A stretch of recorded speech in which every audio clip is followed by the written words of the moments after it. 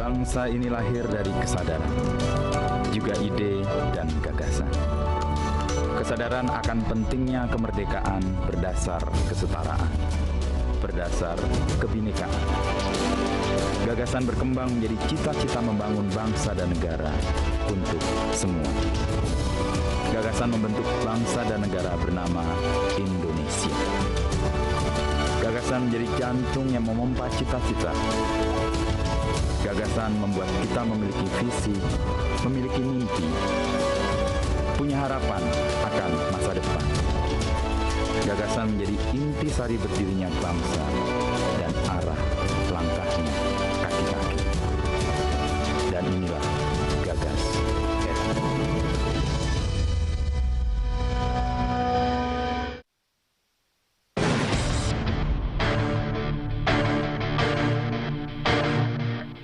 Pasangan calon presiden dan wakil presiden Haji Anies Rashid Baswedan PhD dan Dr.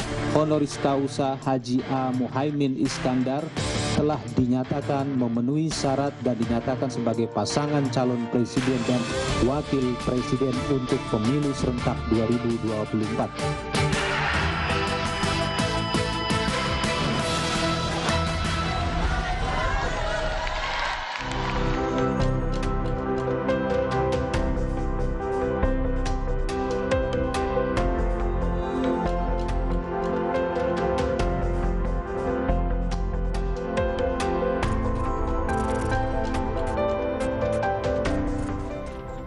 Jumpa lagi di Gagas RI. Universitas Airlangga. Luar biasa UNER. Assalamualaikum warahmatullahi wabarakatuh. Pak Rektor UNER, Profesor Dr. Muhammad Nasih dan Sivitas Akademika UNER, senang sekali, bahagia sekali UNER dan KG Media hari ini bisa berkolaborasi untuk menyuguhkan Gagas RI. Gagas RI adalah sebuah forum untuk mendiskusikan, memperbincangkan gagasan sejumlah tokoh terhadap masa depan dan nasib negeri. Gagasan sejumlah tokoh bangsa, Pak. Pemimpin bangsa selalu menarik untuk diketahui dan sebisa mungkin diperbincangkan warga bangsa. Publik sebisa mungkin terlibat dalam urusan republik. Karena setiap pemikiran, pengambilan kebijakan akan menentukan perjalanan dan nasib bangsa ke depan. Bukan hanya untuk 5 tahun ke depan, tapi untuk 100 tahun republik. Lewat acara Gagas SI spesial, kita akan ikut menjadi saksi lahirnya gagasan-gagasan para tokoh bangsa untuk masa depan negeri ini. Gagas RI adalah persembahan eksklusif dari KG Media. KG Media berniat untuk memfasilitasi sumbang saran gagasan dari para tokoh bangsa dengan tetap melibatkan partisipasi warga bangsa. Kali ini kami menghadirkan edisi spesial di Universitas Airlangga, pemimpin bicara bangsa yang digelar di Universitas Airlangga. Calon presiden dan calon wakil presiden akan memaparkan gagasannya, bagaimana melunasi janji kemerdekaan, janji konstitusi. Negara ini dibangun dengan tujuan sudah diterakan pendiri bangsa dalam konstitusi, melindungi seluruh tumpah darah Indonesia, memajukan kesejahteraan umum, ikut melaksanakan ketertiban dunia berdasarkan kemerdekaan, perdamaian abadi, dan keadilan sosial. Dunia sedang berubah, tatanan internasional seperti tak berdaya. Dunia dihadapkan pada ancaman serius perubahan iklim yang bisa berdampak pada kehancuran ekologi. Kemunculan kecerdasan buatan bisa menjadi peluang, tapi bisa juga menjadi ancaman terhadap eksistensi negara bangsa. Korupsi masih ada dan nyata. Sumber daya manusia masih menjadi tantangan. Kesenjangan sosial masih jadi pekerjaan rumah yang harus diselesaikan. calon presiden Anies Rashid Baswedan dan calon wakil presiden Abdul Muhaimin Iskandar akan menyampaikan gagasannya untuk Indonesia 5 tahun ke depan. Selain itu, juga hadir panelis yang akan ikut berdiskusi, pemikir kebinekaan Sukidi, PhD, dan Dr. Eko Supeno, Sekretaris Eksekutif Forum Rektor Indonesia.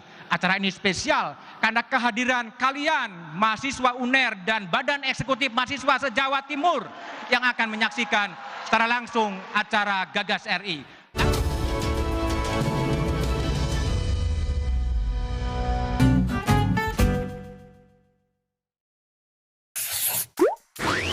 Kayaknya ada yang ditunggu-tunggu nih, penting banget ya? Oh ya iya dong, kan 14 Februari 2024 kita bakal menggunakan hak suara kita. Malahan rangkaiannya sudah dimulai sejak 2022 lalu.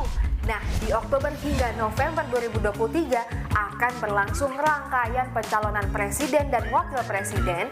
Setelahnya, peserta pemilu akan mulai masa kampanye mulai November 2023 sampai dengan Februari 2024. Lalu masuk masa tenang pada 11 sampai 13 Februari 2024. Keesokan harinya pada 14 Februari 2024, tibalah waktu untuk kita memberikan suara.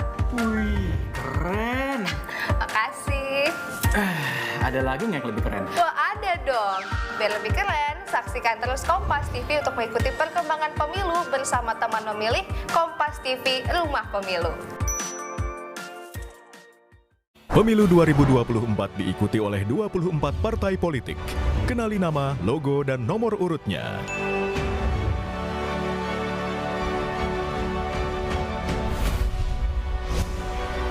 Jadilah bagian dari perhelatan akbar demokrasi negeri ini untuk Indonesia damai sejahtera. Ikuti perkembangan dan informasi terkini seputar Pemilu 2024 bersama teman memilih Kompas TV, Rumah Pemilu.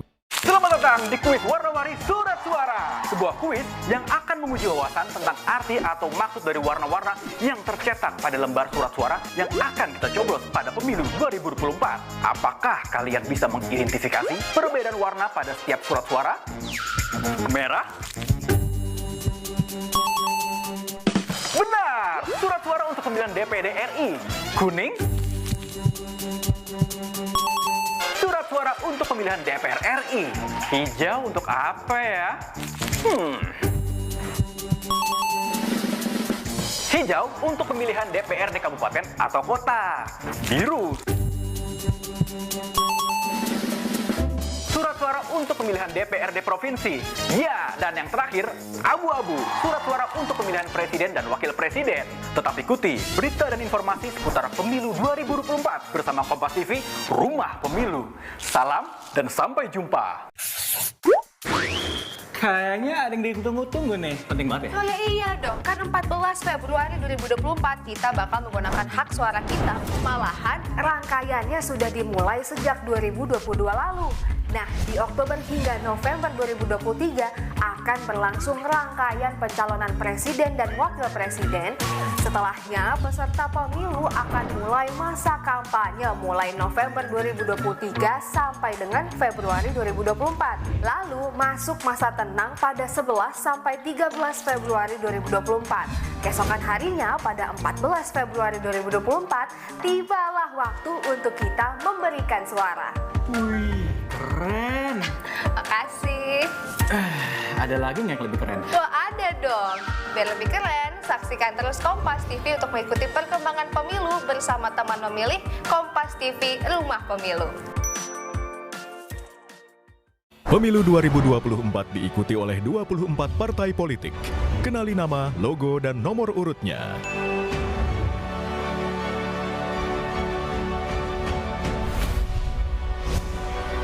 Jadilah bagian dari perhelatan akbar demokrasi negeri ini untuk Indonesia damai sejahtera. Ikuti perkembangan dan informasi terkini seputar Pemilu 2024 bersama teman memilih Kompas TV, Rumah Pemilu. Dan inilah Gagas RI.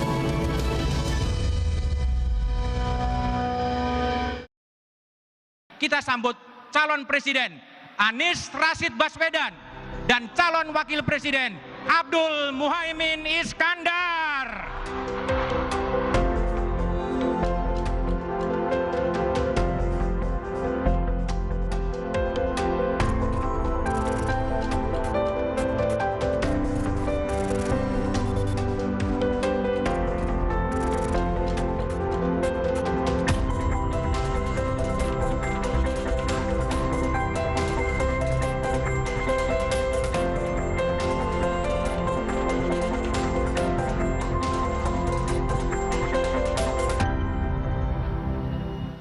Assalamualaikum warahmatullahi wabarakatuh. Selamat siang, salam sejahtera untuk semuanya. Apa kabar UNER? Semangat semuanya. Insya Allah kami merasa bersyukur sekali pada siang hari ini berkesempatan untuk kembali ke kampus UNER, berdiskusi dan bicara tentang gagas untuk Republik Indonesia ke depan. Ini sebuah kesempatan yang luar biasa. Izinkan dalam kesempatan ini kami terima kasih kepada Kompas Group yang menyelenggarakan dan telah menyiapkan seluruh kegiatan pada siang hari ini. Saya dengan Gus Imin hadir di sini ingin berbagi gagasan terkait dengan bagaimana kita menyelesaikan sebagian dari masalah-masalah yang ada di negeri ini. Prinsip yang kami emban di dalam memperjuangkan perubahan, kami ingin kembali kepada tujuan awal mengapa Republik ini didirikan. Republik ini didirikan dengan gagasan, bukan sekedar kebetulan jadi negara. Para pemikir, para pejuang intelektual menyusun sebuah negara yang memiliki tujuan muncul dalam pembukaan Undang-Undang Dasar 45 di kalimat penutup, yaitu menghadirkan keadilan sosial bagi seluruh rakyat Indonesia. Inilah yang menjadi pegangan kita. Mengapa kita ingin melakukan perubahan? Karena kita ingin tujuan pertama, terutama harus segera kita jadikan prioritas kembali. Dan itu mensyaratkan perubahan paradigma, perubahan cara memandang pembangunan, perubahan kita memberikan prioritas. Dan sebagian dari masalah-masalah itu yang kita bahas di sini. Dalam kesempatan ini kami ingin berbagi tentang visi kami terkait dengan kebutuhan yang kita semua rasakan. Di meja-meja kita ini ada makanan. Sampai di rumah pagi, siang, sore kita makan. Pertanyaannya, apakah kita memiliki kemandirian pangan? Apakah kita sudah menyiapkan untuk membuat mereka yang memproduksi pangan bisa sejahtera dan mereka yang mengkonsumsi pangan bisa mendapatkan dengan harga yang terjangkau. Ini adalah perubahan yang ingin kita lakukan. Yang memproduksi sejahtera, yang mengkonsumsi memiliki daya beli untuk bisa mendapatkan kebutuhan pangan mereka sehari-hari. Jadi ada persoalan kemandirian pangan yang akan kita bahas di sini. Apa tujuan kita semua?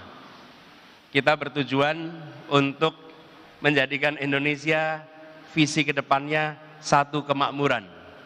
Kita sudah satu bangsa tahun 28. Kita sudah satu negara tahun 45. Kita sudah satu kesatuan tahun 50 NKRI. Kita sudah satu tanah air dengan deklarasi Juanda dan pengakuan UN Clause, United Nations Convention on Law of the Sea. Dan kita menuju satu yang kelima. Sudah satu bangsa, satu negara, satu kesatuan, satu tanah air. Kita satu yang kelima, satu kemakmuran. Dan itulah yang ingin kita jangkau. Memang kebetulan satu gitu. Tapi ini sudah kita bicarakan sebelum kita waktu itu ngomong satu. Tapi memang satu, kita ingin satu kemakmuran. Jangan kemakmurannya berbeda antara Jawa dan luar Jawa. Kemakmurannya berbeda antara kota dengan desa. Kemakmurannya berbeda antara kota kecil dengan kota besar. kesatuan, kemakmuran itulah yang hendak kita raih bersama. Nah, ini visi kami, ada slide-nya, kalau boleh ikut ditayangkan sehingga kita bisa sama-sama lihat. Slide 2, mewujudkan satu kemakmuran. Dan satu kemakmuran ini kita berencana menjalankannya melalui 8 jalan perubahan. 1 adalah biaya hidup yang murah, kebutuhan yang tersedia. Nanti kita sampaikan caranya. Yang kedua, pengentasan kemiskinan dengan memberikan perluasan kepastian berusaha dan menciptakan lapangan pekerjaan berkualitas. Aspek ketiga, kita ingin agar lingkungan hidup kita lestari, lingkungan hidup kita memiliki keadilan biologis, bukan saja untuk manusia, tapi untuk semua makhluk hidup yang berada di wilayah Nusantara ini. Jadi lingkungan hidup itu menjadi prioritas kita. Yang ketiga, yang keempat, kita ingin dan kita berencana membuat integrasi antara desa dan kota. Desa dan kota yang saling memajukan. Ini bukan sesuatu yang membutuhkan kerumitan, ini membutuhkannya kemauan. Bila ada kemauan, pengintegrasian bisa terjadi. Yang kelima, kita menginginkan agar pendidikan dan kesehatan tersedia setara untuk seluruh penduduk Indonesia dimanapun mereka berada. Bukan hanya di kota, tapi juga sampai di pelosok tanah air, fasilitas dasar kesehatan menjadi fasilitas yang harus kita miliki. Yang keenam, kita mengandalkan kekuatan utama bangsa ini. Di mana itu? Di keluarga-keluarga. Keluarga-keluarga kita harus menjadi keluarga-keluarga yang tangguh, resilience, keluarga-keluarga yang kuat. Kuat karena memiliki ketahanan ekonomi, kuat karena bisa mendidik anak dengan baik, kuat karena bisa terlibat di dalam kegiatan di sekitarnya. Lalu yang ketujuh adalah kita menginginkan Indonesia yang berperan di tingkat global. Kita menginginkan Indonesia yang pusat dengan daerah kebijakannya sinkron. Kita ingin pemerintahan yang konsisten kebijakannya. Bukan kebijakan yang bulan ini dikerjakan A, 6 bulan lain berubah B, 6 bulan berikutnya berubah C, tapi konsisten dikerjakan lintas waktu. Dan tentu saja Indonesia yang tangguh secara pertahanan keamanan. Lalu yang kedelapan, demokrasi kita yang akhir-akhir ini mengalami penurunan kualitasnya harus dipulihkan kembali kualitas demokrasi kita. Persoalan korupsi, penegakan hukum, menghadirkan keadilan, penegakan HAM menjadi PR yang kita berencana untuk menghadirkan solusi untuk itu. Nah, dalam menjalankan ini, Bapak Ibu sekalian yang kami hormati, kami ingin menunjukkan beberapa problem yang sangat mendasar.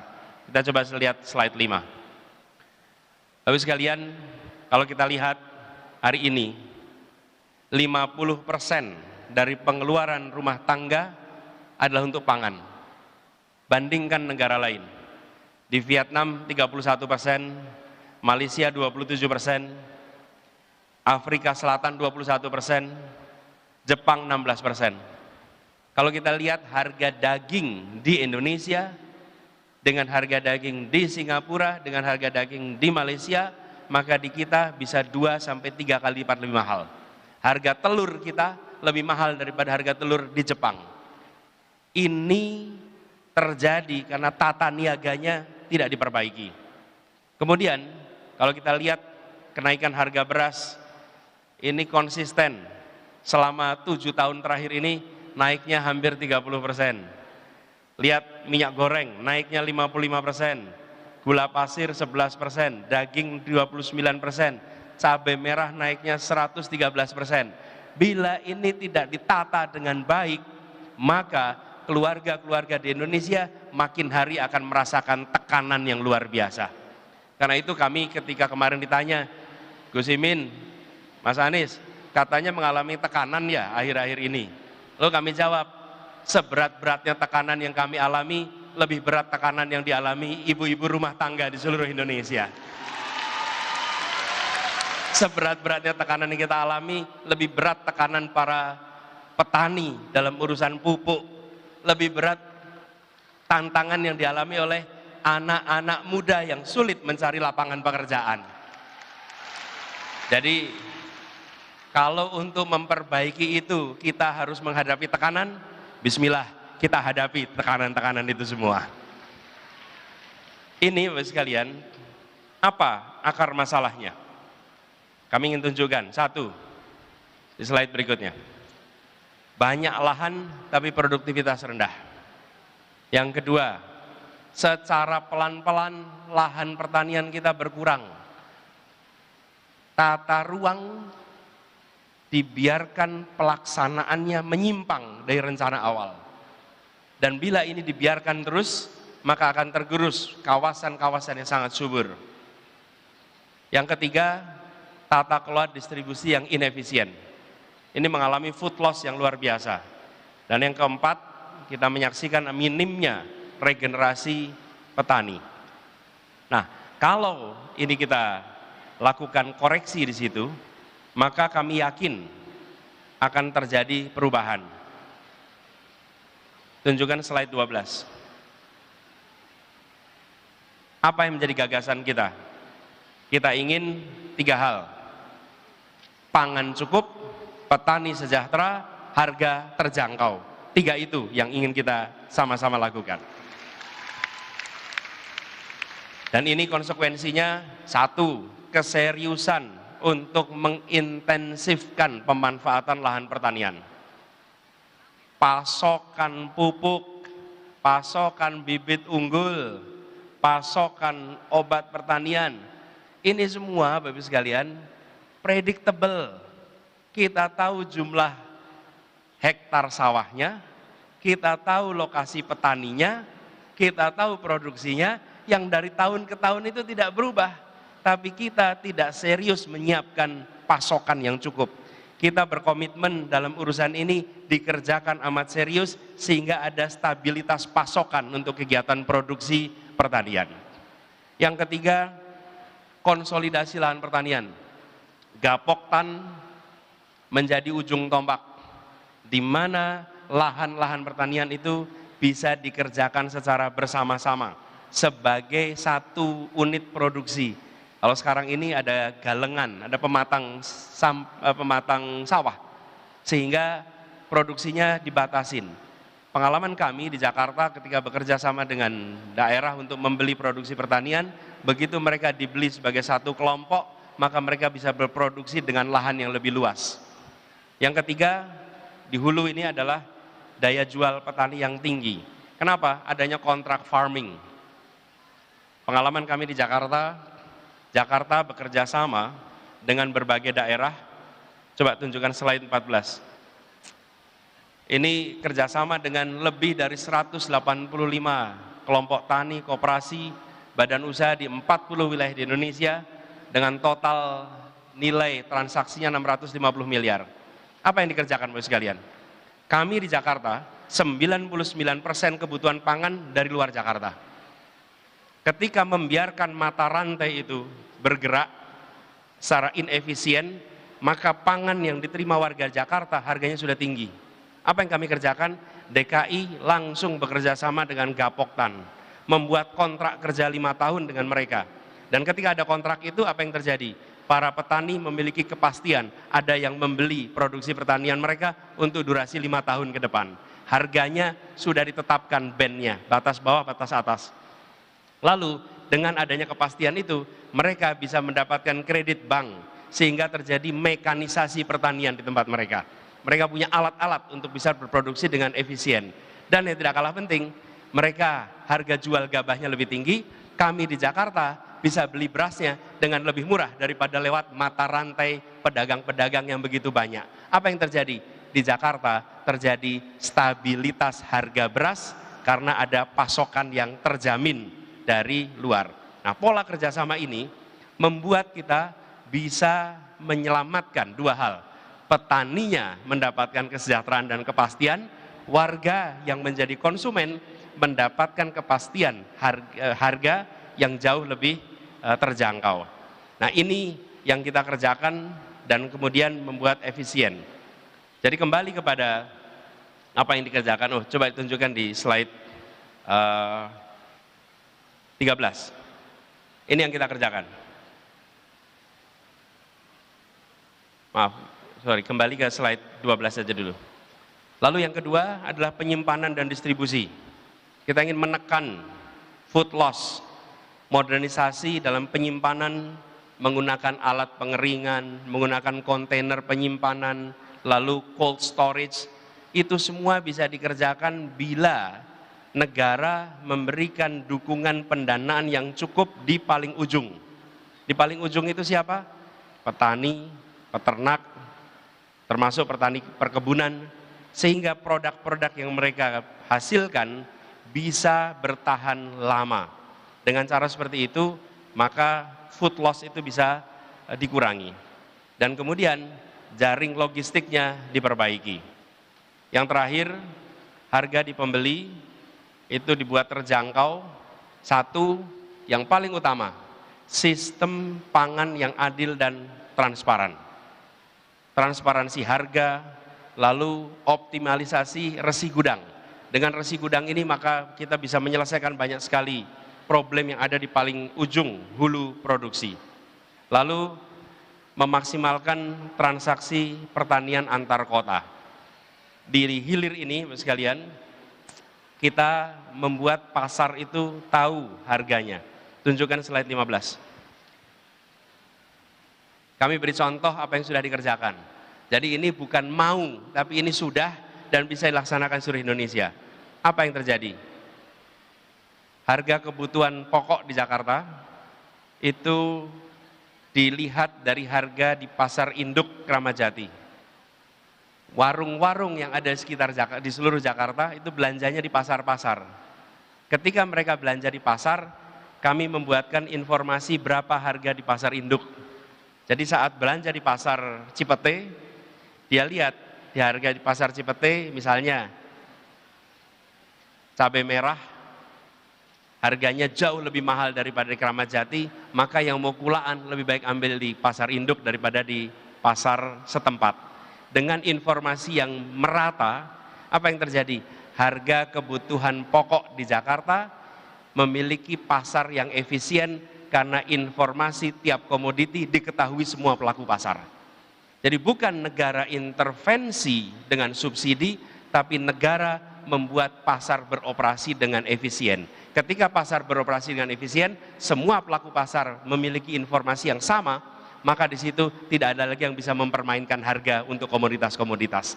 Transparansi ini dibuka, kalau Bapak-Bapak Ibu punya aplikasi, silahkan buka, namanya Info Pangan Jakarta.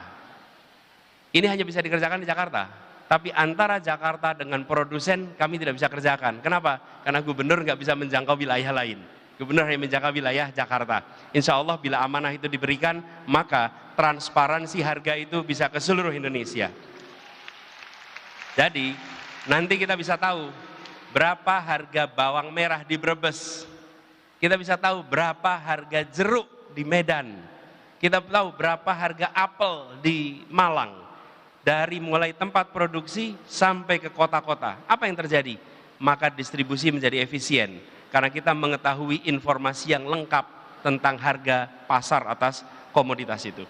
Inilah ikhtiar penyelesaian, kembali kepada slide 12, dari hulu sampai hilir yang akan kita kerjakan ke depan. Jadi kita berharap Bapak Ibu sekalian, dengan melakukan ini semua, coba pasang slide 16, slide terakhir.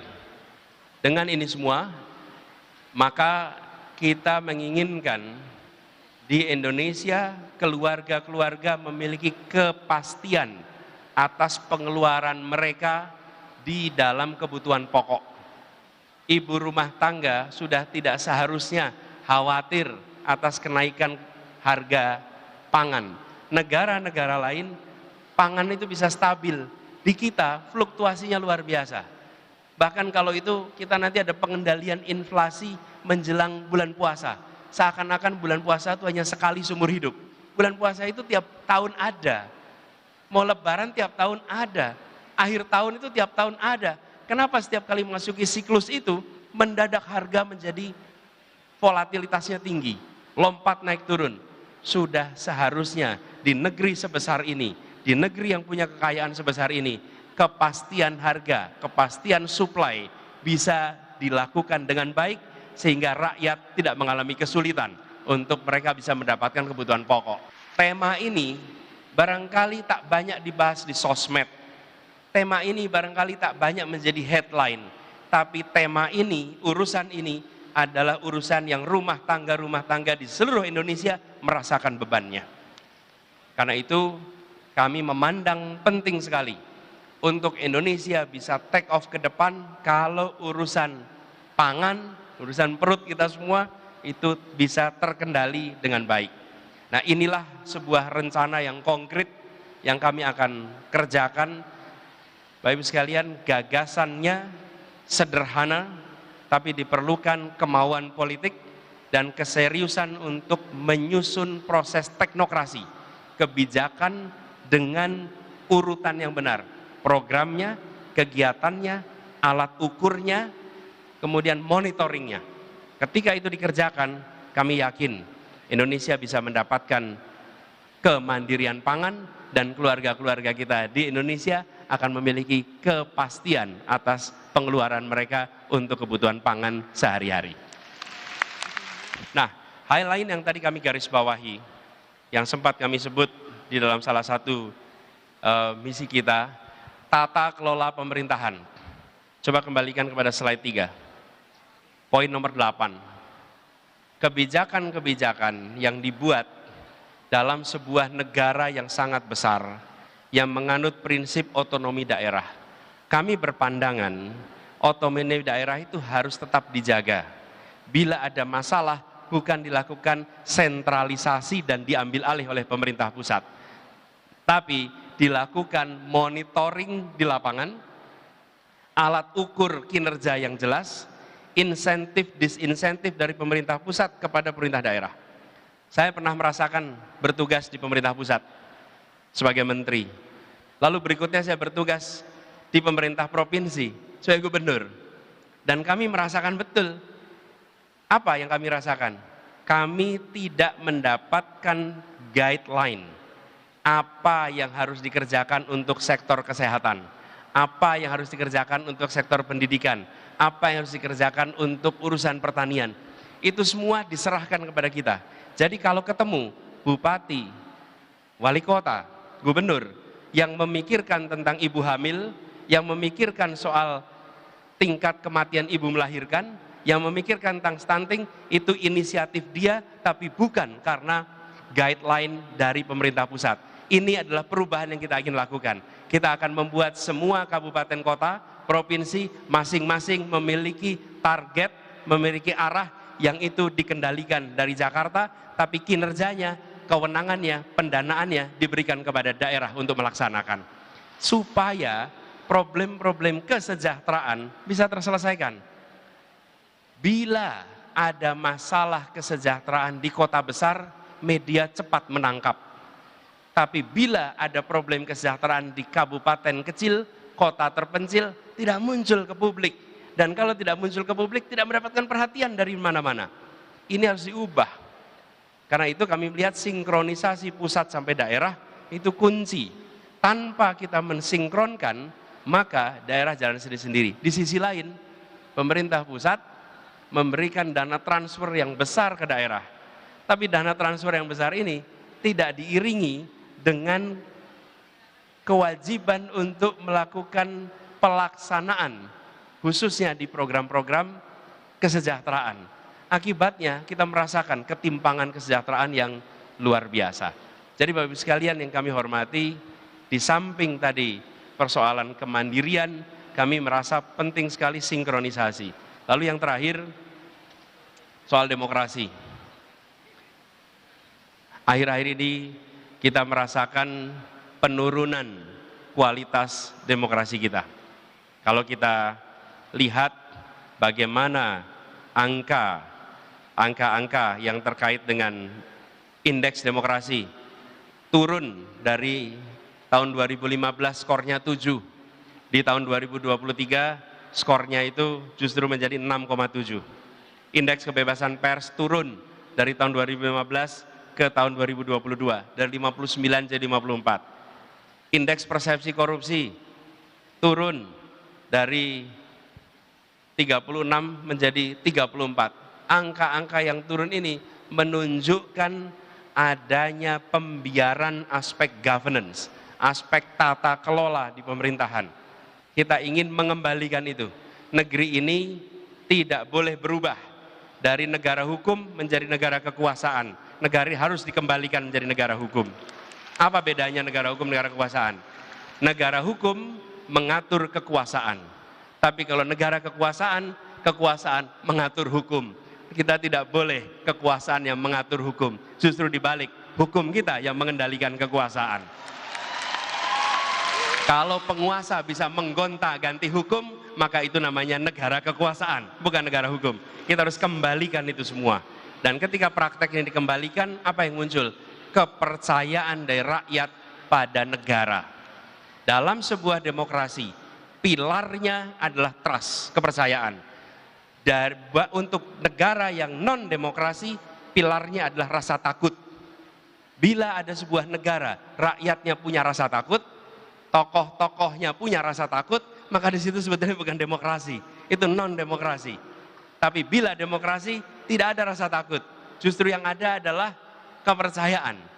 Nah, ketika negara tidak lagi dikendalikan hukum, tapi sebaliknya, maka kepercayaan rakyat akan menurun. Dan kita akan merasakan kualitas demokrasi yang berubah. Indikasinya sederhana. Makin banyak di Twitter atau di sosmed, kalau menyebut Indonesia, nyebutnya Wakanda, Konoha. Kenapa?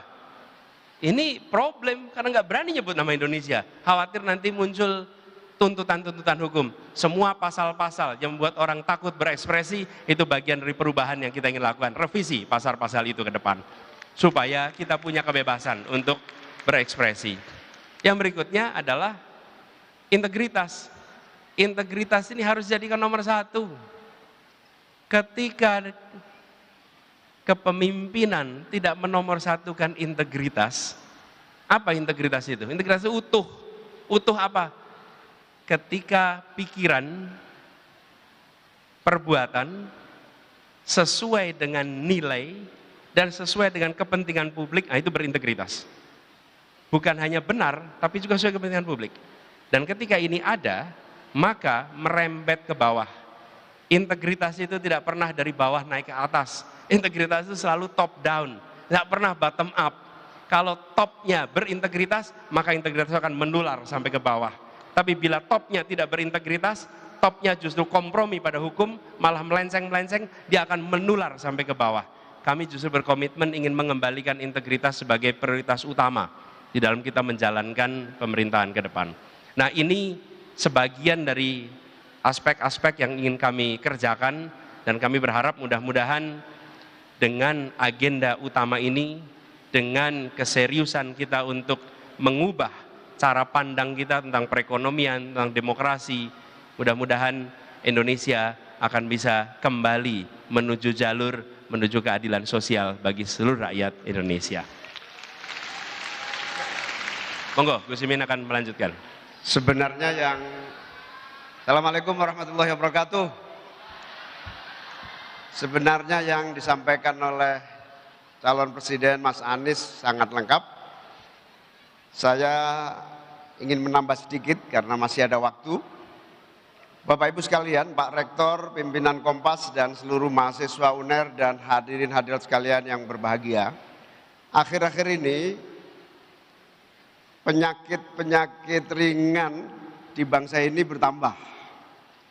Selain flu, pilek, batuk, emah,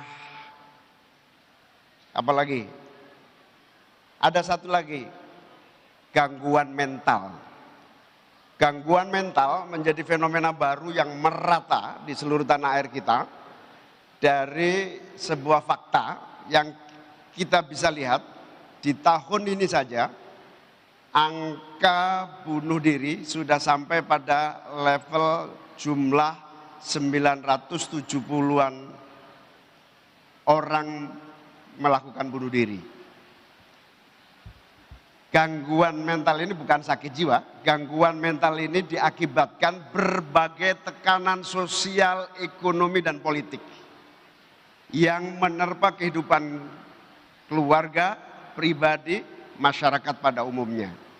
Semua yang dibicarakan Mas Anies tadi adalah negara perlu hadir untuk menjaga warganya agar daya tahan dan mentalnya menjadi tangguh dan kuat sehingga tidak menghadapi kesulitan terus-menerus dalam hidupnya.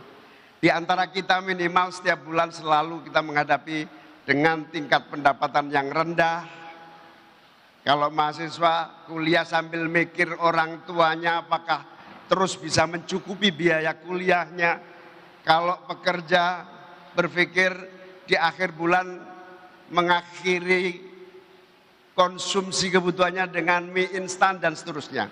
Walhasil tekanan ekonomi, sosial, dan juga politik menjadi agenda penting bagi hadirnya negara untuk mengatasi masalah itu.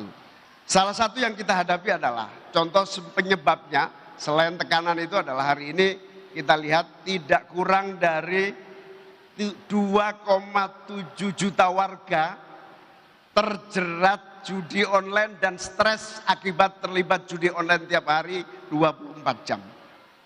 Akibat kesulitan ekonomi, akibat hilangnya harapan untuk bisa memenuhi kebutuhan hidup seluruh masyarakat bangsa ini. Oleh karena itu, dari hilir ke hulu, kesimpulannya satu, kita memiliki semua. Sumber daya alam kuat, jumlah penduduk besar, pangsa pasar kita kuat dan besar. Kita perlu mulai satu hal, yaitu perubahan cara berpikir dan cara bekerja agar nasib bangsa ini berubah menjadi lebih adil, makmur, dan sejahtera. Dalam konteks ini Bapak Ibu sekalian, negara hadir di dalam sejak menyiapkan seluruh suplai barang-barang kebutuhan sampai kemampuan daya beli masyarakatnya. Daya beli masyarakat ini menjadi penting dimulai dari cara kerja pembangunan nasional kita.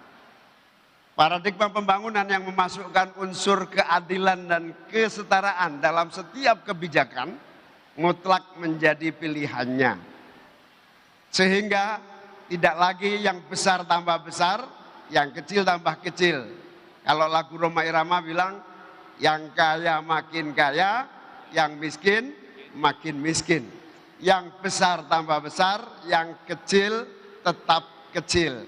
Saya sama Mas Anies ini sama-sama dulu di UGM, sekitar angkatan 80-an, 90-an. Waktu itu kita berpikir, lagu Rhoma Irama waktu itu mengakibatkan terjadi akibat sistem yang otoritarianisme. Kita demo, kita diskusi, kita gerakan pemikiran, gerakan jalanan, advokasi, dan seterusnya. Cita-cita kami satu, sistem yang otoritarianisme yang menggunakan militeristik dan sentralistik kita rubah menjadi demokrasi. Hari ini kita reuni lagi, sistem yang tidak adil kita harus rubah menjadi sistem yang lebih adil dan merata.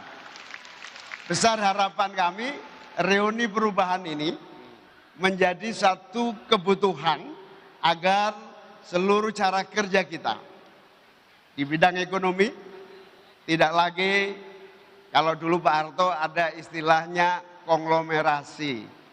Dulu ada konglomerat atau terkenal kalau di Jombang, Jawa Timur ini konglomeratnya. Nah kalau hari ini terkenal ada oligarki, terkenal dengan sebutan oligarknya. Hari ini saatnya kita bersama-sama menghadirkan gagasan-gagasan cepat, gagasan-gagasan yang mendasar sebagai bagian dari dibutuhkannya sebuah perubahan cepat dan mendasar sehingga Indonesia Emas 2045 benar-benar terwujud dengan kesiapan mental yang memadai. Seluruh kebutuhan masalah negara harus hadir mengatasi persoalan sekaligus memberi solusi. Negara tidak boleh membiarkan semua terjadi seperti persaingan tanpa batas. Negara juga tidak boleh membiarkan korupsi berjalan terus, nunggu sampai korupsinya besar baru ditangkap, itu juga nggak boleh. Negara juga hadir untuk memperbaiki sistem di mana lembaga-lembaga negara harus punya fungsi yang produktif di dalam memberi ruang bagi seluruh warga bangsa sama di depan ekonomi, di depan hukum, di depan pemerintahan, dan di depan pelaksanaan pembangunan. Oleh karena itu perubahan menjadi sunatullah, perubahan tidak bisa dielakkan ketika semua mengalami jalan buntu untuk merubah nasib. Saatnya para buruh menikmati hasilnya lebih besar, saatnya para mahasiswa tidak mengakhiri bulannya hanya dengan memakan mie instan. Karena kalau kebanyakan mie instan, khawatir kamu nanti suatu hari hanya menjadi orang-orang yang instan selama-lamanya. Kita tidak ingin juga menghadirkan sebuah bangsa yang rentan, sehingga negara juga hadir mengatasi seluruh problem-problem ketahanan mental, spiritual, dan ideologi warga bangsanya. Salah satunya adalah di dalam mengatasi gangguan mental ini, negara harus menyiapkan berbagai sarana prasarana yang menyertai sarana kesehatan yang ada di tanah air kita, agar bangsa kita, warga negara kita, kaum muda kita punya ketahanan mental, diberi pendekatan psikologis yang memadai, sekaligus daya tahan menghadapi masa-masa sulit ini. Terima kasih, perubahan tidak bisa dielakkan. Indonesia yang maju menjadi harapan yang harus segera diwujudkan. Terima kasih. Dan saya ingin garis bawahi, Gus Imin ini memiliki rekam jejak pengabdian yang panjang. Dari mulai aktivis untuk demokrasi, kita sama-sama waktu itu, sampai dengan memimpin PMII, lalu akhirnya memimpin partai, melakukan kegiatan lewat forum demokrasi dan lain-lainnya. Beliau bukan cawapres instan, beliau cawapres yang bekerja dari bawah terus sampai memimpin partai yang punya pengalaman yang luar biasa. Nah, saya ingin teruskan sedikit saja, mumpung masih ada waktu sedikit saja. Negara tidak memonopoli peran. Kami ingin negara justru berkolaborasi dengan aktor-aktor non-negara. Saya beri contoh, pendidikan, banyak pendidikan swasta, kesehatan, banyak fasilitas kesehatan oleh non-pemerintah. Dan ini adalah yayasan-yayasan semua, rumah yatim, non-pemerintah, rumah jompo, non-pemerintah. Banyak sekali di masyarakat yang ikut menjalankan yang sesungguhnya bukan tanggung jawab mereka. Negara bertanggung jawab atas itu semua, tapi masyarakat melakukannya. Kami ingin kita kolaborasi, negara membantu mereka. Jadi ke depan cara kita ingin membantu semua yang melakukan kegiatan terkait kesejahteraan, kita akan bebaskan pajak bumi dan bangunan untuk seluruh sekolah swasta, kampus-kampus swasta, sehingga mereka tidak punya beban.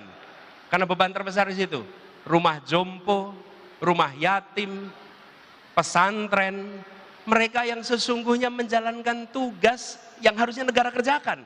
Dan cara negara berterima kasih adalah bukan dengan memajaki mereka, justru dengan memberikan kemudahan bantuan untuk mereka sehingga mereka bisa berkembang. Dan bila membutuhkan lahan, negara punya banyak sekali lahan, negara tidak boleh pelit dengan rakyatnya. Negara itu justru harus memfasilitasi. Bila tanah kita bisa dipakai untuk pendidikan, bisa dipakai untuk kegiatan kesehatan, maka negara tidak boleh bertransaksi dengan justru memberikan biaya yang mahal untuk kegiatan sosial menggunakan tanah negara.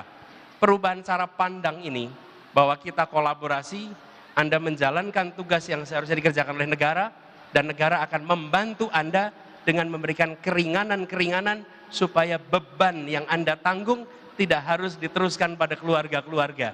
Sehingga apa? SPP-nya bisa lebih murah. Kalau ke rumah sakit yang milik swasta bukan swasta PT, tapi swasta yayasan, itu akan bisa harganya terjangkau. Tapi sekalian ini sekedar gambaran. Kami berdua terbiasa dengan pendekatan kolaborasi. Dan negeri ini juga dibangun dengan semangat kolaborasi. Cuman dulu istilahnya gotong royong. Sekarang kita ingin kembalikan spirit gotong royong itu secara senyatanya dalam kegiatan-kegiatan yang kita lakukan ke depan. Kami akhiri di sini. Terima kasih. Assalamualaikum warahmatullahi wabarakatuh.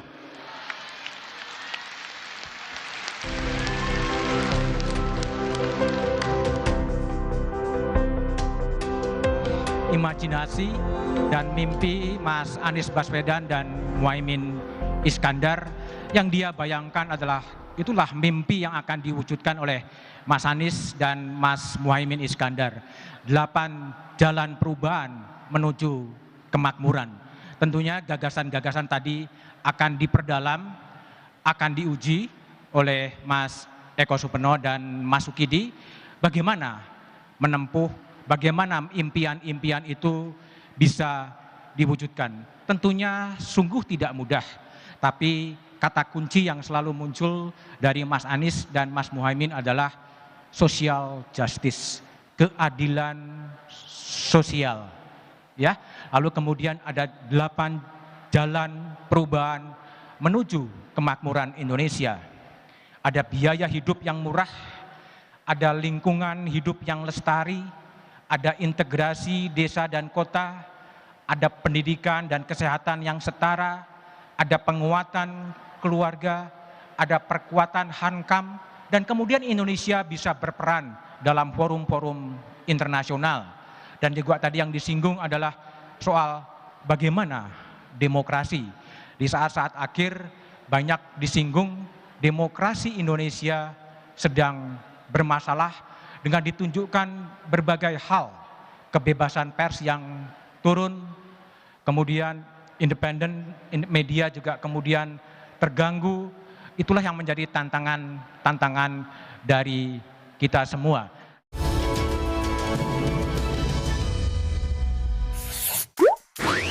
Kayaknya ada yang ditunggu-tunggu nih, penting banget ya? Oh ya iya dong, kan 14 Februari 2024 kita bakal menggunakan hak suara kita. Malahan rangkaiannya sudah dimulai sejak 2022 lalu.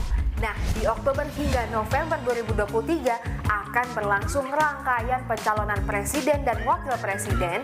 Setelahnya, peserta pemilu akan mulai masa kampanye mulai November 2023 sampai dengan Februari 2024. Lalu masuk masa tenang pada 11 sampai 13 Februari 2024. Keesokan harinya pada 14 Februari 2024, tibalah waktu untuk kita memberikan suara.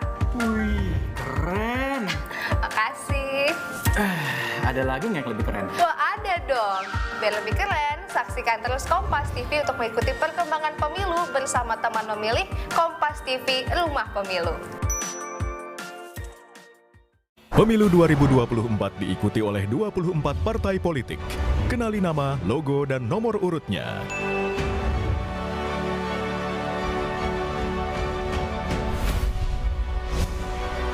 Jadilah bagian dari perhelatan akbar demokrasi negeri ini untuk Indonesia damai sejahtera. Ikuti perkembangan dan informasi terkini seputar pemilu 2024 bersama teman memilih Kompas TV, Rumah Pemilu.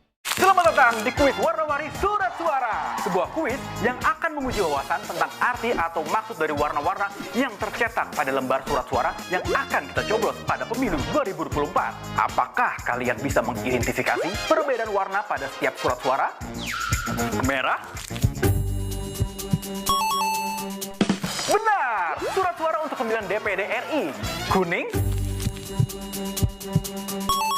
Surat suara untuk pemilihan DPR RI. Hijau untuk apa ya? Hijau untuk pemilihan DPRD kabupaten atau kota. Biru. Surat surat suara untuk pemilihan DPRD Provinsi. Ya, dan yang terakhir, abu-abu, surat suara untuk pemilihan Presiden dan Wakil Presiden. Tetap ikuti berita dan informasi seputar pemilu 2024 bersama Kompas TV, Rumah Pemilu. Salam dan sampai jumpa. Kayaknya ada yang ditunggu-tunggu nih, penting banget ya? Oh ya iya dong, kan 14 Februari 2024 kita bakal menggunakan hak suara kita. Malahan rangkaiannya sudah dimulai sejak 2022 lalu. Nah, di Oktober hingga November 2023 akan berlangsung rangkaian pencalonan presiden dan wakil presiden. Setelahnya, peserta pemilu akan mulai masa kampanye mulai November 2023 sampai dengan Februari 2024. Lalu masuk masa tenang pada 11 sampai 13 Februari 2024. Keesokan harinya pada 14 Februari 2024, tibalah waktu untuk kita memberikan suara. Wih, keren. Makasih. Ada lagi nggak yang lebih keren? Wah, ada dong. Biar lebih keren, saksikan terus Kompas TV untuk mengikuti perkembangan pemilu bersama teman memilih Kompas TV Rumah Pemilu. Pemilu 2024 diikuti oleh 24 partai politik. Kenali nama, logo, dan nomor urutnya.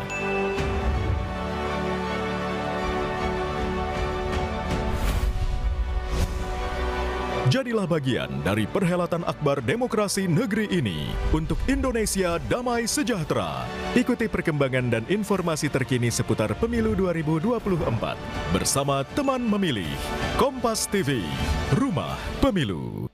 Selamat datang di kuis warna-warni surat suara. Sebuah kuis yang akan menguji wawasan tentang arti atau maksud dari warna-warna yang tercetak pada lembar surat suara yang akan kita coblos pada pemilu 2024. Apakah kalian bisa mengidentifikasi perbedaan warna pada setiap surat suara? Merah? Benar! Surat suara untuk pemilihan DPD RI. Kuning? Surat suara untuk pemilihan DPR RI. Hijau untuk apa ya? Hijau untuk pemilihan DPRD kabupaten atau kota. Biru. Surat suara untuk pemilihan DPRD provinsi. Ya, dan yang terakhir, abu-abu, surat suara untuk pemilihan presiden dan wakil presiden. Tetap ikuti berita dan informasi seputar pemilu 2024 bersama Kompas TV, Rumah Pemilu. Salam dan sampai jumpa.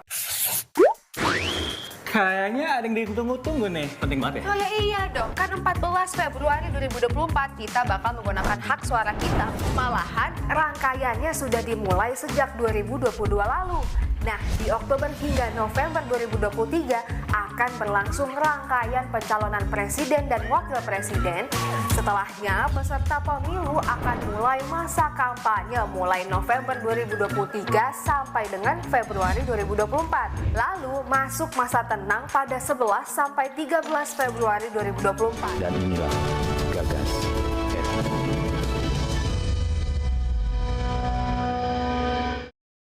Saya ingin tanya terlebih dahulu, ya, Mas Anies sudah banyak berkeliling kota di seluruh Indonesia. Sebetulnya refleksi Anda, apa sih masalah yang paling hakiki yang dihadapi oleh bangsa ini?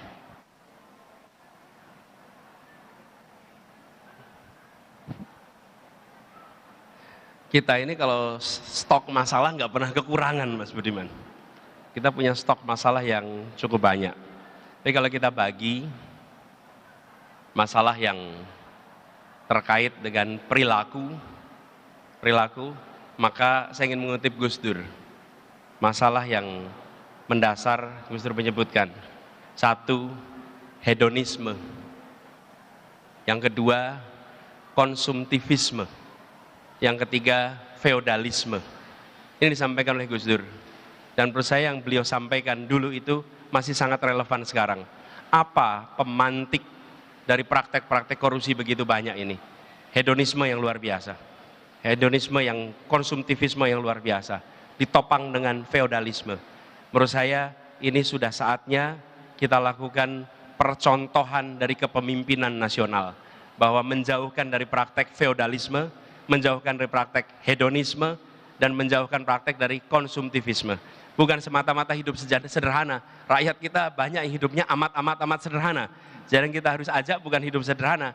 Maka bagi elit daerah, elit pusat, 3 ini harus dibereskan. Karena mereka menjadi contoh, mereka menjadi rujukan di masyarakat. Lalu yang kedua, terkait dengan proses pengambilan keputusan, kebijakan kita, salah satu hulu masalah adalah di dalam dunia politik, pengambil keputusan, pengambil kebijakan, kita sudah melakukan reformasi sistem pemilu. Kita sudah melakukan reformasi hubungan pusat daerah.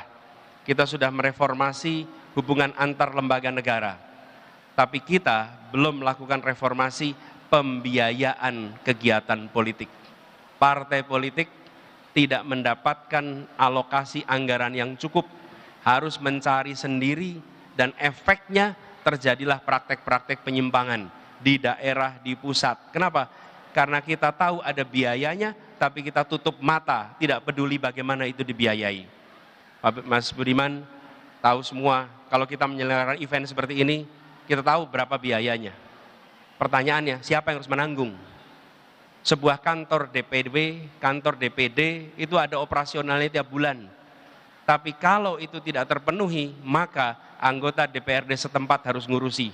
Bupati setempat harus mengurusi. Dan dari mana mereka mendapatkan dananya? Menengoklah mereka kepada yang paling mudah dilihat, namanya APBD. Dan kalau itu terjadi, di situ hulu permasalahannya. Kita tidak mau secara serius mengalokasikan anggaran yang cukup. Sudah saatnya ini dibereskan sehingga kita bisa menekan praktek-praktek korupsi atas nama pemenuhan kebutuhan untuk pembiayaan partai-partai politik yang ini ada. Dan apa terjadi? Kebijakan-kebijakan membuat kebijakan yang sesuai dengan kepentingan publik, bukan kebijakan yang menguntungkan semata-mata bagi pelaku politik. Itu salah satu dari sekian banyak masalah yang kita miliki. Oke, saya akan persilahkan kepada Sekretaris Eksekutif Forum Rektor Indonesia, Mas Eko Supeno, untuk menyampaikan tanggapan atas pemaparan Mas Anies Baswedan dan Mas Muhaimin Iskandar. Silakan, Mas Eko. Terima kasih, Mas Budi, Pak Anies dan Pak Muhaimin. Selamat datang di kampus kami. Izinkanlah kami memberi menganalisis 8 jalan menuju satu kemakmuran. Sebelum sampai di kemakmuran, pasti satu hal yang harus dicapai adalah kesejahteraan di setiap kelompok individu atau masyarakatnya. Salah satu parameter dari kesejahteraan itu adalah satu, ditandai oleh tersedianya variasi barang dan jasa di tengah masyarakat. Semakin banyak variasinya, semakin tersedia itu, maka masyarakat makin sejahtera. Pertanyaannya, bagaimana kita sampai di titik itu ketika ada himbauan boikot oleh MUI? Itu list yang namanya barang-barang yang harus diboikot begitu banyaknya. Itu menunjukkan indikasi variasi barang dan jasa yang seharusnya Pak Anies tadi paparkan itu harusnya tercover oleh Indonesia, tapi realitasnya sampai sejauh ini itu tidak nampak. Nah, langkah-langkah itu yang kami belum mendapatkan oleh paparan dari Pak Amin, Pak Anies, bukan Pak Amin ya, karena kami selalu identik beliau berdua. Kemudian yang kedua, salah satu faktor penyebab korupsi saya lihat di dalam ekonomi publik itu kan ada perbedaan jelas antara pihak pemerintah dan pihak swasta. Pemerintah itu fungsinya mengatur, mengarahkan dan mengawasi. Swasta adalah pihak yang diatur, diarahkan dan diawasi. Seringkali fungsi mengatur, mengarahkan dan mengawasi ini tumpang tindih itu. Kadangkala seharusnya swasta menjadi pihak yang diatur, diarahkan dan diawasi, tapi sekarang menjadi pihak yang mengatur, mengarahkan, mengawasi. Bagaimana itu langkah dari Pak Anies dan Pak Muhaimin menghindari konflik of interest ini? Itu salah satu sumber potensi terjadinya korupsi. Nah, dalam konteks itu kami menagih ini.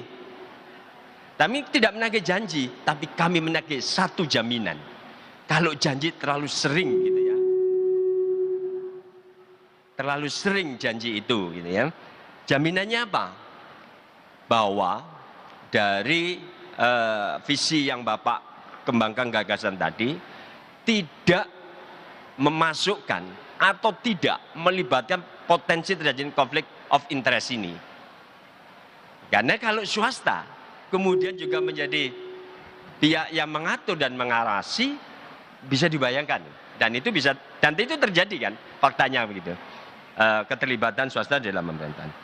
Dan terakhir Pak Anies, pertanyaan kami, dalam konteks tadi Bapak akan menyampaikan ini, kita ini ada satu masa sudah yang namanya Satu Indonesia, yaitu melalui NKRI tahun 1950. Kami mau menagih jaminan ini. Apa yang disampaikan oleh Bapak tadi memungkinkan potensi untuk menang. Tapi apa jaminan Bapak? Ya, jika Bapak menang, mau merangkul lawan-lawan Bapak sebagai jaminan Bapak kita satu NKRI. Dan apa jaminannya Bapak jika kalah mau dirangkul oleh lawan Bapak yang memenangkan kompetisi ini? Saya kira itu beberapa penilaian yang mungkin perlu tanggapan dari Pak Anies dan Pak Muhaimin. Terima kasih. Silakan Mas Anies ditanggapin.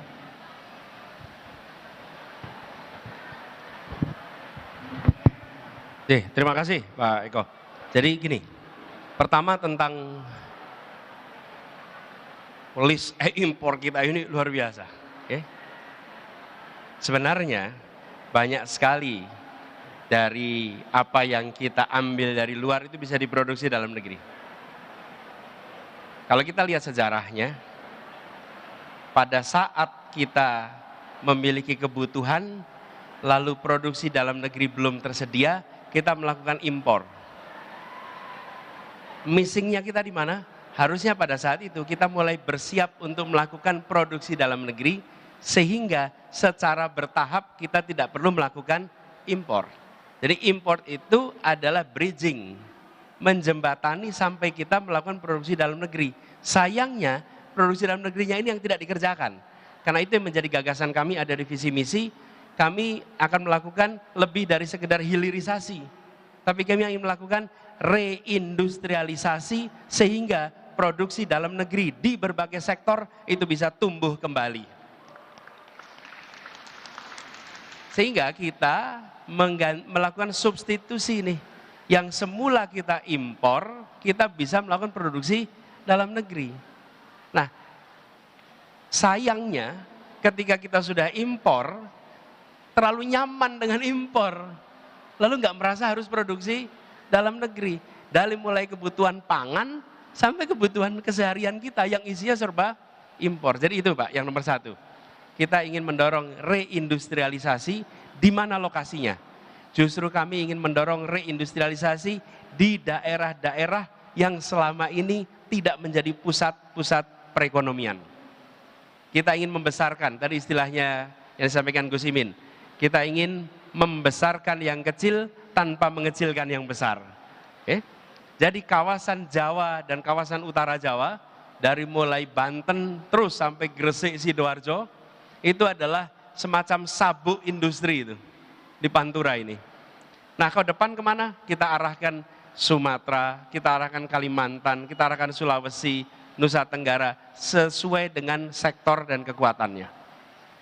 Lalu yang kedua, swasta malah mendominasi. Kan kira-kira begini Pak, kalau dibuat urutan itu. Ada pasar, ekonomi swasta, kemudian ada politik, pengelolaan kekuasaan, dan ada teknokrasi, penyusunan kebijakan. Nah, urutannya itu akan mencerminkan punya agenda apa tidak. Kalau pemerintahan itu punya agenda jelas dan dilaksanakan jelas, maka yang paling depan pasti teknokrasi. Teknokrasi yang memimpin. Kenapa? Karena ada agenda yang jelas. Apa yang menjadi janji, apa yang menjadi program, apa yang menjadi kegiatan, apa ukurannya. Maka proses politik mengikuti, pasar mengikuti. Misalnya, lakukan industrialisasi, itu diwujudkan dalam bentuk program, diwujudkan dalam bentuk kegiatan, maka pelakunya siapa? Pasti dari pasar. Pembangunan petrokimia misalnya, pembangunan industri baja misalnya, itu pasti mengikuti. Kenapa? Karena punya agenda yang jelas. Tapi bila pemerintahan itu tidak memiliki agenda yang jelas, maka masuklah swasta itu.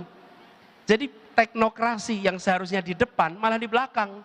Proposalnya datang dari swasta, teknokratnya disuruh untuk melakukan pembenaran atas proposal dari swasta, proses politiknya ketok palunya. Dan itu yang terjadi yang disampaikan Pak Eko tadi. Jadi 3 pelaku ini urutannya ketukar. Yang seharusnya teknokrat, politik, lalu pasar berubah. Pasar yang di depan. Penentuan banyak proyek justru usulannya dari pasar. Lalu di-approve, diputuskan. Nah, kami menginginkan dikembalikan lagi. Bagaimana kebijakan itu dimulai dari agenda yang jelas, proses teknokrasi, proses politik, baru pelaku pasar yang eksekusi. Pelaku pasar lah yang eksekusi. Disitulah peran swasta, bukan sebagai yang melakukan driving agenda, tapi justru dari teknokrat. Pak Eko, selama kita tidak memiliki agenda yang diwujudkan dalam program dan dikawal dengan jelas, itu dengan mudah berubah. Lalu yang ketiga, soal rangkul-merangkul. Pak Eko, jangan tanya besok mau apa. Kalau besok mau apa, siapa saja bisa memberikan jawaban yang paling enak di kuping penanyanya. Tapi jawabannya dengan lihat rekam jejaknya. Apakah rekam jejaknya memusuhi atau rekam jejaknya merangkul? Lihat ketika rekam jejaknya. Nih, Gus Muhaimin, rekam jejaknya memukul atau merangkul? Kalau rekam jejaknya merangkul, insya Allah besok akan merangkul lagi. Oke? Saya bertugas di Jakarta nih, monggo dicek. Ketika memimpin di Jakarta, dia menjadi pemimpin yang memecah belah atau pemimpin yang mempersatukan. Kalau dia memecah belah, besok memecah belah. Kalau dia mempersatukan, besok akan mempersatukan. The best predictor of your future behavior is your past behavior. Prediktor terbaik atas perilaku masa depan adalah perilaku masa lalu. Tanyakan masa lalunya, tanyakan rekam jejaknya, itulah prediktor terbaik untuk melihat rekam jejak yang akan dibuat di masa yang akan datang. Terima kasih.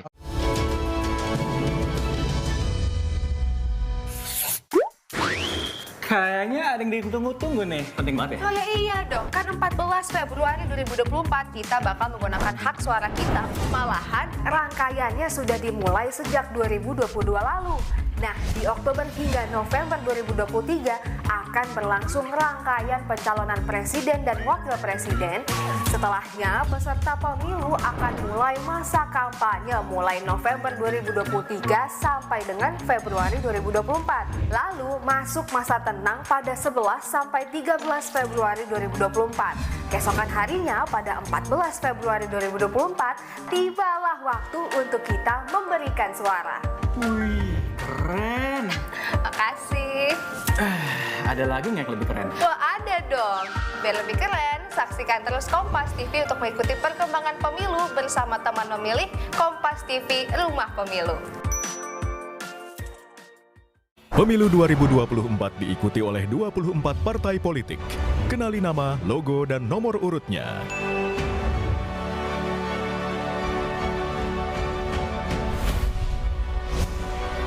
Jadilah bagian dari perhelatan akbar demokrasi negeri ini untuk Indonesia damai sejahtera. Ikuti perkembangan dan informasi terkini seputar Pemilu 2024 bersama teman memilih Kompas TV, Rumah Pemilu.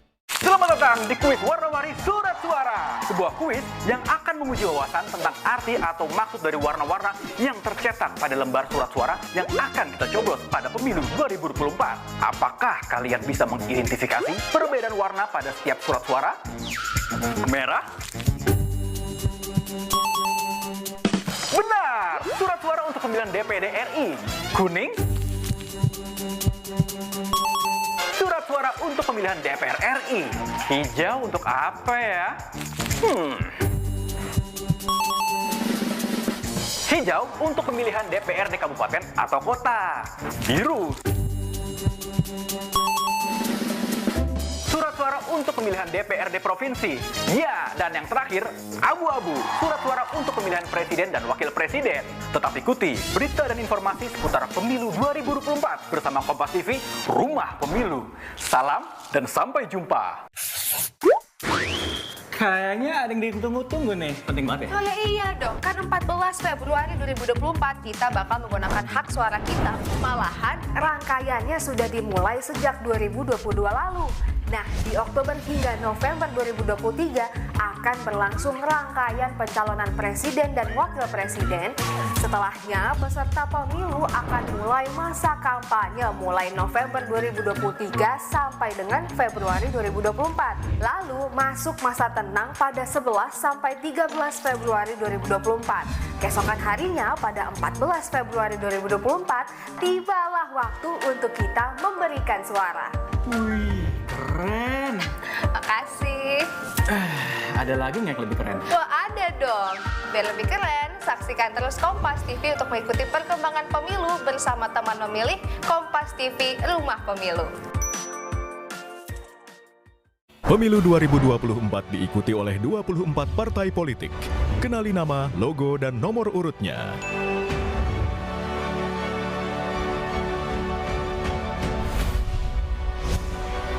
Jadilah bagian dari perhelatan akbar demokrasi negeri ini untuk Indonesia damai sejahtera. Ikuti perkembangan dan informasi terkini seputar pemilu 2024 bersama teman memilih Kompas TV, Rumah Pemilu. Selamat datang di kuis warna-warni surat suara. Sebuah kuis. Inilah Gagas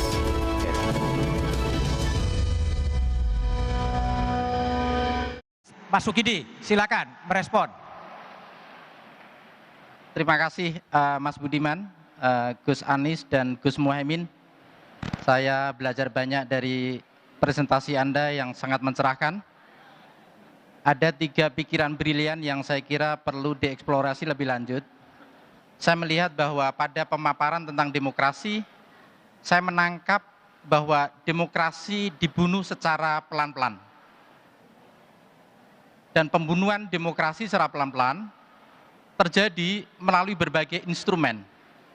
Oposisi diperkecil ruang geraknya, kebebasan sipil dan politik dibatasi, dan terakhir bagaimana demokrasi ditikung bukan melalui kudeta militer maupun jalan kekerasan, tapi melalui yudisialisasi politik, melalui instrumen hukum.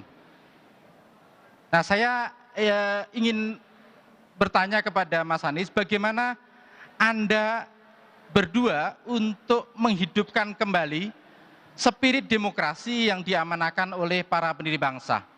Karena apa? Karena ketika para pendiri bangsa memilih demokrasi, maka sebenarnya spirit kesetaraan dan spirit meristokrasi itulah yang menjadi pegangan bersama untuk memajukan republik ini. Itu pertama.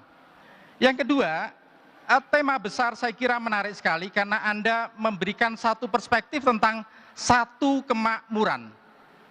Ini mengingatkan saya pada pidato Bung Karno pada 1 Juni 1945 bahwa Indonesia yang diimpikan Bung Karno adalah Indonesia yang memberikan kesejahteraan bersama.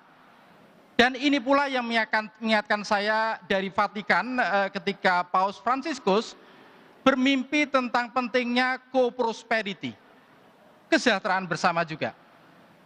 Nah, saya kira tawaran yang Anda berdua ajukan tentang the spirit of togetherness, the spirit of mutual assistance, itu saya kira brilian.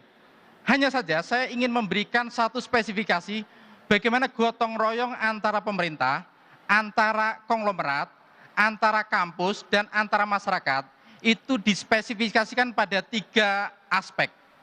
Pertama, aspek pendidikan. Karena apa?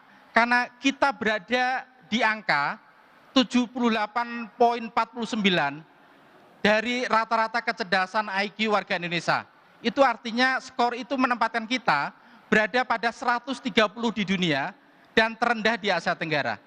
Saya kira ikhtiar Anda untuk menghadirkan pendidikan yang berkualitas itu harus diprioritaskan kepada kaum fakir miskin yang selama ini tidak memperoleh apa yang oleh Amartya Sen sebut sebagai lack of human freedom. Kekurangan kebebasan manusia untuk memperoleh akses pendidikan, kesehatan, ini saya kira yang membuat mereka susah sekali untuk keluar dari apa yang Nelson Mandela sebut sebagai the prison of poverty, link penjara kemiskinan itu sendiri. Itu pertama. Yang kedua, harus ada jaminan kesehatan yang gratis kepada kaum fakir miskin. Karena hanya dengan jaminan kesehatan yang gratis, mereka bisa memajukan diri mereka dan keluarganya. Dan yang terakhir adalah soal pekerjaan ini. Pekerjaan ini saya kira yang paling urgen karena apa?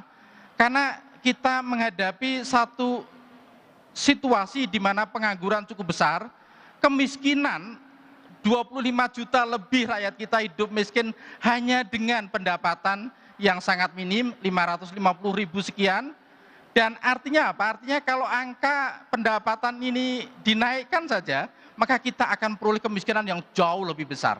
Dan mayoritas rakyat kita hidup rentan hidup miskin. Itu artinya apa? Artinya bahwa tanggung jawab terbesar kita, Anda berdua adalah menghadirkan a job creation, ketersediaan lapangan kerja. Tapi ketersediaan lapangan kerja ini hanya bisa ditempuh kalau masyarakat miskin, fakir miskin memperoleh pendidikan yang berkualitas, jaminan kesehatan yang berkualitas, dan sekaligus standar hidup yang berkualitas. Itu yang kedua. Yang terakhir adalah tentang etika penyelenggaraan negara. Saya khawatir bahwa ikhtiar Anda untuk mewujudkan satu kemakmuran itu akhirnya terganjal dengan betapa buruknya penyelenggaraan negara kita yang syarat korupsi, kolusi, dan nepotisme. Bantuan sosial dikorupsi, pengentasan kemiskinan juga mengalami proses yang begitu lambat.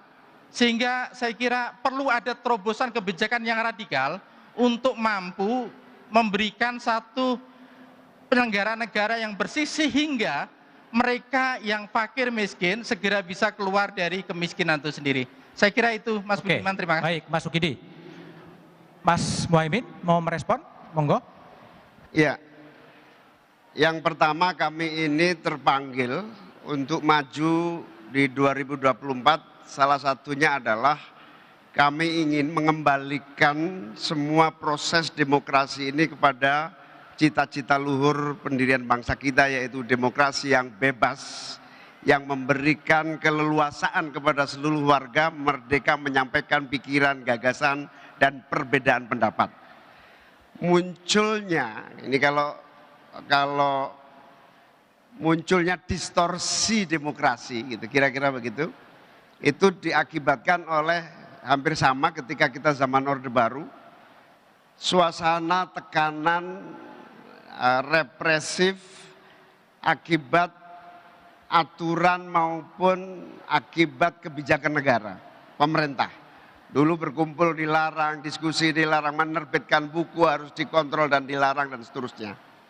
Ini hari ini mirip masyarakat sipil mengalami masa kekhawatiran, bahkan hampir sepi kritisisme muncul, termasuk di kampus.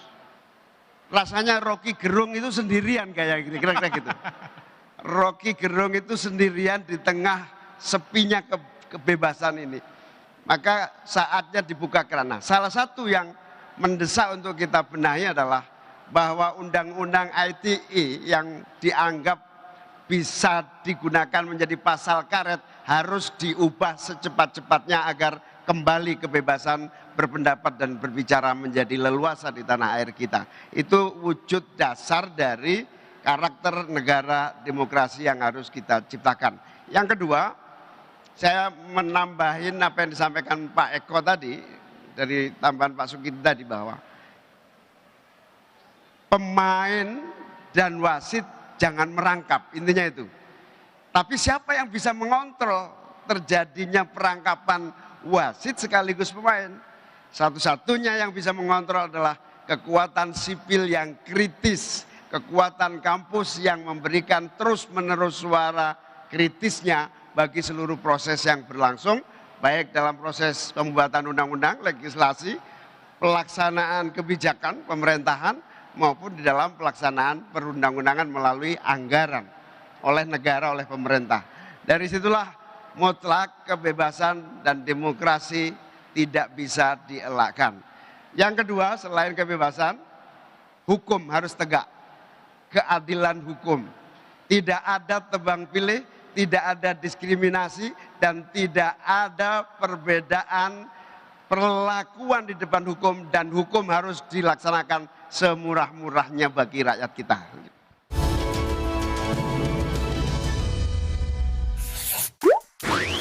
Kayaknya ada yang ditunggu-tunggu nih, penting banget ya? Oh ya iya dong, kan 14 Februari 2024 kita bakal menggunakan hak suara kita. Malahan rangkaiannya sudah dimulai sejak 2022 lalu. Nah, di Oktober hingga November 2023 akan berlangsung rangkaian pencalonan presiden dan wakil presiden.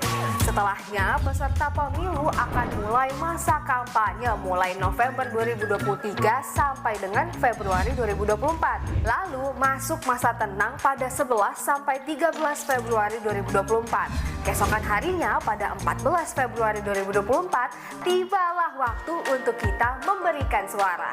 Wih, keren. Makasih. Ada lagi nggak yang lebih keren? Wah, ada dong. Biar lebih keren, saksikan terus Kompas TV untuk mengikuti perkembangan pemilu bersama teman memilih Kompas TV Rumah Pemilu. Pemilu 2024 diikuti oleh 24 partai politik. Kenali nama, logo, dan nomor urutnya.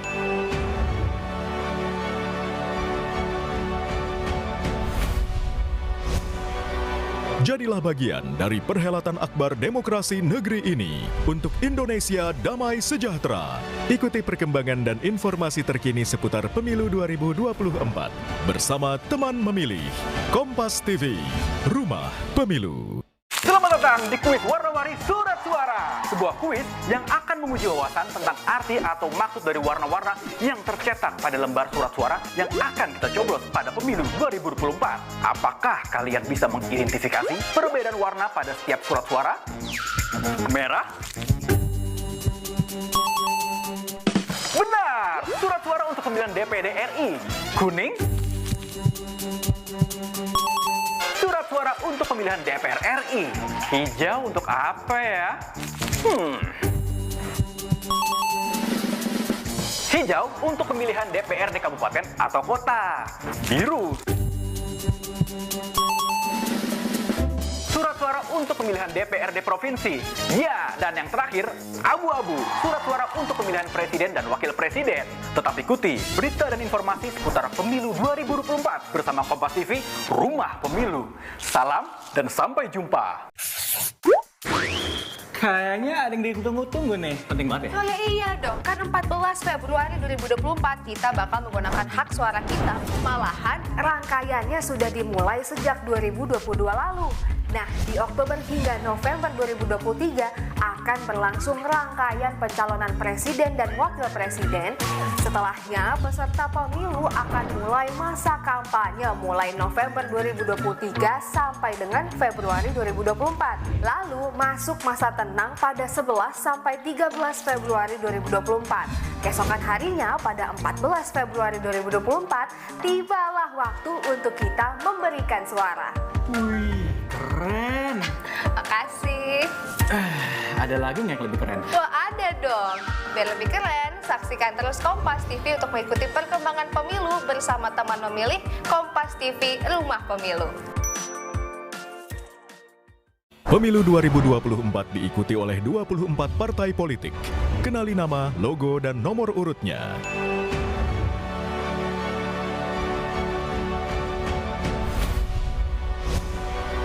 Jadilah bagian dari perhelatan akbar demokrasi negeri ini untuk Indonesia damai sejahtera. Ikuti perkembangan dan informasi terkini seputar Pemilu 2024 bersama teman memilih Kompas TV, Rumah Pemilu. Selamat datang di kuis warna-warni surat suara. Sebuah kuis yang akan menguji Gagas.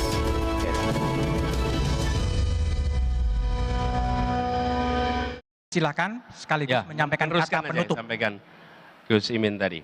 Jadi Mas Sukidi tadi menanyakan tentang bagaimana kita mencapai kesejahteraan bersama, kemakmuran bersama. Dengan jawabnya nih, dengan memberikan pertanyaan sederhana untuk setiap kebijakan yang mau dibuat. Apa pertanyaan sederhananya? Ini kami kerjakan di Jakarta kemarin. Semua dinas, semua badan kasih pertanyaan sederhana.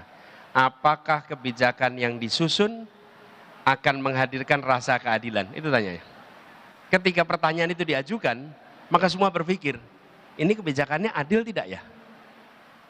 Kena taman misalnya. Taman itu selama ini berpikir, ya bagaimana milih tanaman yang benar, merawat yang benar. Lah kok ditanyain, apakah kebijakan pertamanan itu menghadirkan rasa keadilan? Sebentar. Masuk pertamanan ditanya keadilan? Lalu Bina Marga, ya urusin jalan. Kami carinya kualitas aspal, kualitas trotoar. Kok ditanya soal keadilan? Tapi apa yang terjadi? Ketika dilihat peta, iya ternyata lokasi taman kita banyak di tempat-tempat yang kelas menengah ke atas. Justru di kampung-kampung padat nggak ada tamannya. Oke, kalau gitu bangun taman di wilayah-wilayah seluruhnya termasuk kampung-kampung padat. Berubah, mendadak kampung-kampung padat punya taman. Mendadak anak-anak dari warga yang prasejahtera punya tempat bermain yang setara dengan tempat bermain di taman-taman yang dekat dengan komunitas yang makmur. Mendadak fasilitasnya jadi setara. Nah ini kesejahteraan bersama. Bicara tentang pendidikan, apakah sistem penerimaan siswa baru memenuhi persyaratan keadilan? Ini berpikir lagi nih, sama tidak? Lah kok ternyata anak-anak dari kelas menengah ke atas lebih bisa masuk sekolah yang favorit dibandingkan mereka yang miskin. Sampai kapan kita akan membiarkan ini terjadi, ketimpangan itu? Lalu semua kebijakan jadi direform ulang, karena ada sebuah pertanyaan sederhana, apakah kebijakan yang kami susun akan menghadirkan rasa keadilan? Jadi itu Mas Sugidi, selama itu tidak dibuat sulit. Jalan tol, nih saya kasih contoh jalan tol. Ya, sering ditanya, Pak nanti jalan tol diteruskan apa tidak? Ya tentu diteruskan. Tapi pertanyaannya, bagaimana membangun jalan tol yang memberikan rasa keadilan? Jalan tol itu yang bangun siapa? Investor. Investornya beli apa? Beli tanah. Tanahnya lalu dibangun untuk jadi jalan tol.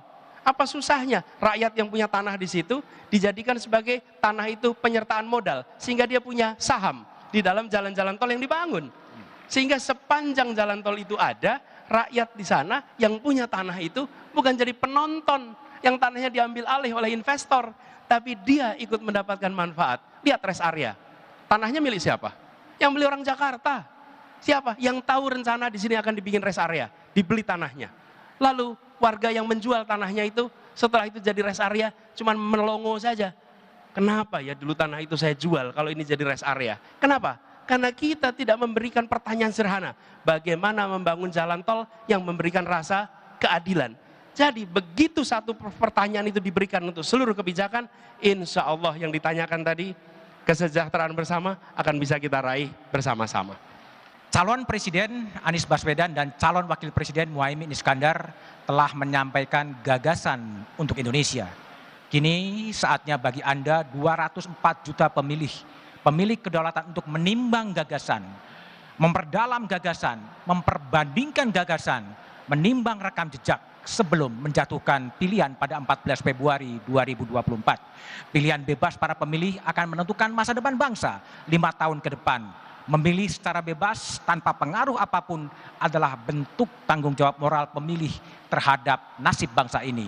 Pemilu sejatinya adalah sarana integrasi bangsa. Pemilu adalah pesta demokrasi yang berjalan dengan damai, jujur dan adil demi menghasilkan pemimpin berkualitas dan berintegritas. Saya Budiman Tanrejo, terima kasih, sampai jumpa di edisi Gagas berikutnya.